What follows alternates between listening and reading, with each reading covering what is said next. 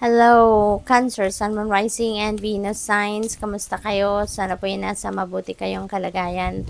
Welcome back po sa Star Tarot. Kung bago kayo rito, welcome din kayo. Thank you sa inyong support. I truly appreciate it. God bless you all. Cancer, resilient. Ayan, resilient kayo ha. Resilient kayo. Stay strong or stay as strong as evergreen trees. Okay?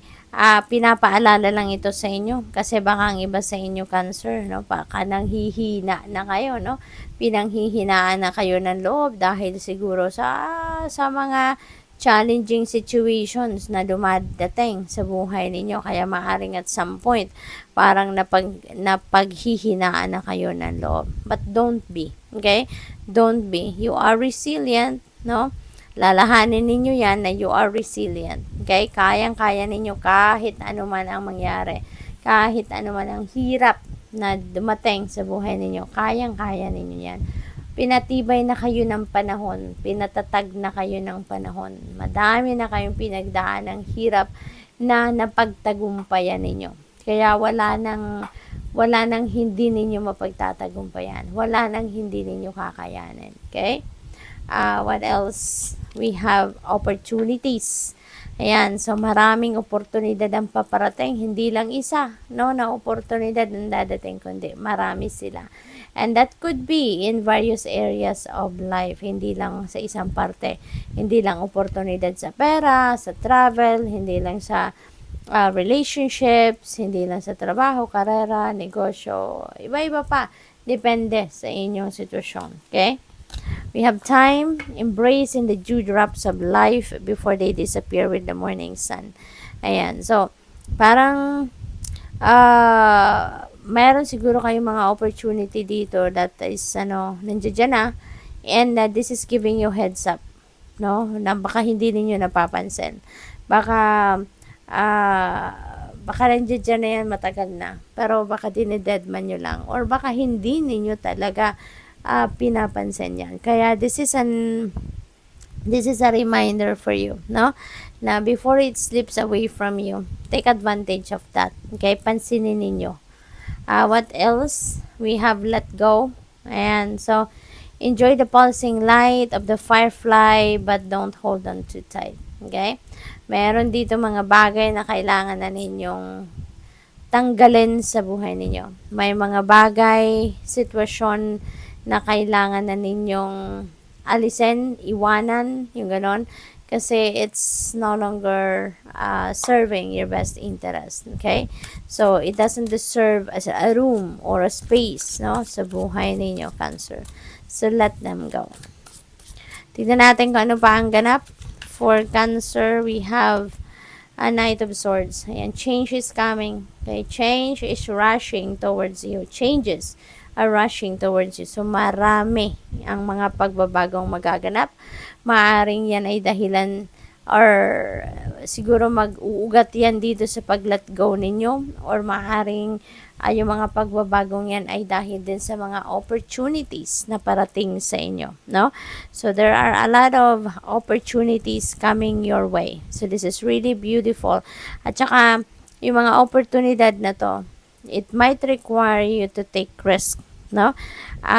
Kailangan ninyo dito na maging matapang, no? Maging matatag, kasi baka hindi pa ninyo ito nasusubukan. This is the time wherein you will come out of your comfort zone, no? Cancer, kung ano man ang mga gagawin ninyo rito.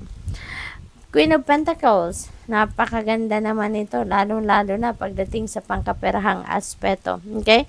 This is a time for success. This is a time for wealth, no? Maraming pera ang maaring dumating sa inyo rito.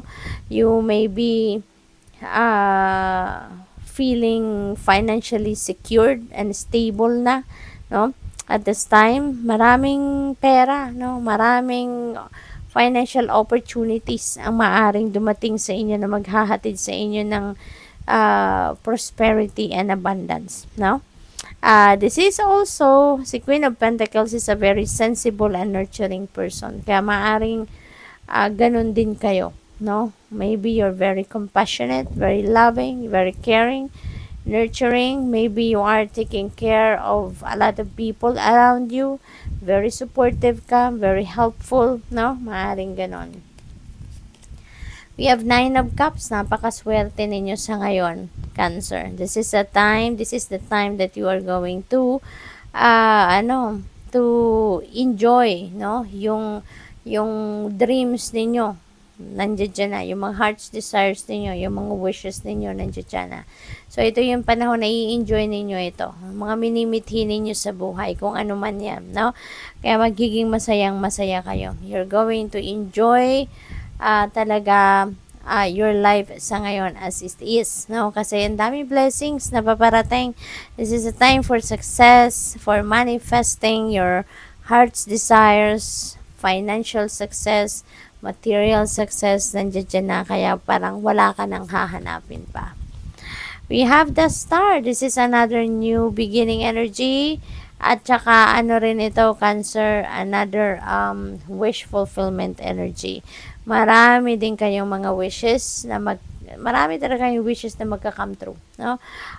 Napakaganda, napakaswerte. No, maaring ito na yung hinihintay ninyo mga breakthrough. Baka ito na yun, yung mga wishes ninyo na magka-come to fruition na.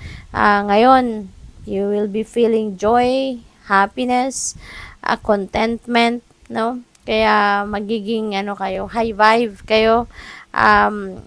You're going to renew yourself as well sa ngayon, no? Inspired kayo. There is a new beginning energy rin dito, kaya maaring yung mga opportunities na dadating sa inyo ngayon, ito talagang magiging ugat, no, na mga bagong sitwasyon sa buhay ninyo sa ngayon. We have Queen of Cups in reverse. Ayan. So, ang iba sa inyo rito, no, baka merong imbalance na nangyayari. Maaring sa inyong pakiramdam, no? Baka yung mga nararamdaman ninyo, sometimes, masaya kayo ngayon, maya-maya hindi na. 'Di ba? Yung parang hindi kayo, parang wala sa focus. Maaring ganun ang ganap dito. For some reason siguro, no? Meron siguro mga bumubulong sa inyo ng kung ano-ano, kaya maaring naaapektuhan kayo, yung ganon. Kaya bigla na lang nag-shift ang inyong nararamdaman. So, good luck, Cancer. That's all I have for you for today. Thank you for watching. Love and light. Namaste.